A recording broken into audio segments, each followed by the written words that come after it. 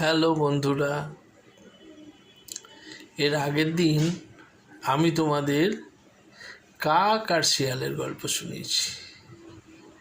আজকে শোনাবো একটা সারস পাখি আর একটা শিয়ালের গল্প।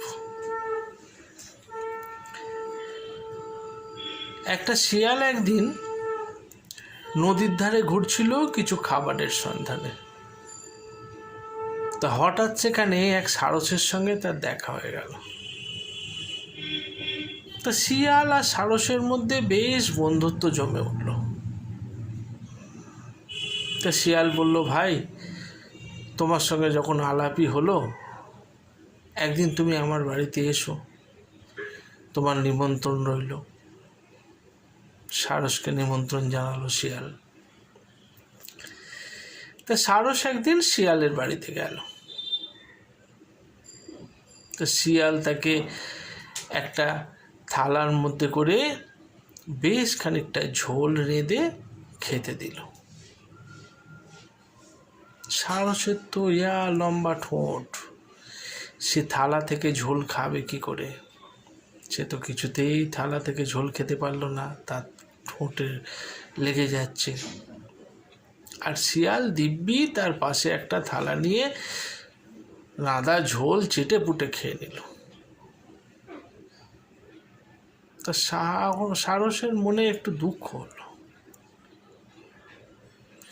তা ফেরার সময় শিয়াল সারসকে বলল, ভাই, কিছু মনে করো না, তোমাকে হয়তো ঠিক মতো যত্ন করতে পারলাম না। তখন সারস এতটুকুন রাগ না দেখিয়ে সারস শিয়ালকে বলল যে না, আমি কোনো রাগ করিনি, বরং তোমার একদিন আমার বাড়িতে নিমন্ত্রণ রইল, তুমি আমার বাড়িতে একদিন এসো, আমার খুব ভালো লাগবে।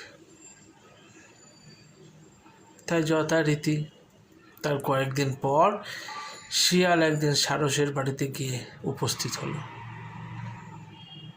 সারস কী করলো, তখন একটা লম্বা কুঁজোর মধ্যে সরু মুখ, তার মধ্যে বেশ খানিকটা ঝোল রেঁধে আর শিয়ালকে খেতে দিল। পাশে আর একটা কুঁজোর মধ্যে সারস নিজের ঝোলটা নিল। সেই সরু মুখ কুঁজোর মধ্যে শিয়াল মুখ ঢোকাবে কি করে?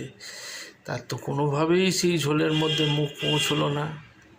আর সারস দিব্যি তার লম্বা ঠোঁট দিয়ে সে কুঁজোর মধ্যে মুখ ঢুকিয়ে সব ঝোল খেয়ে ফেলল।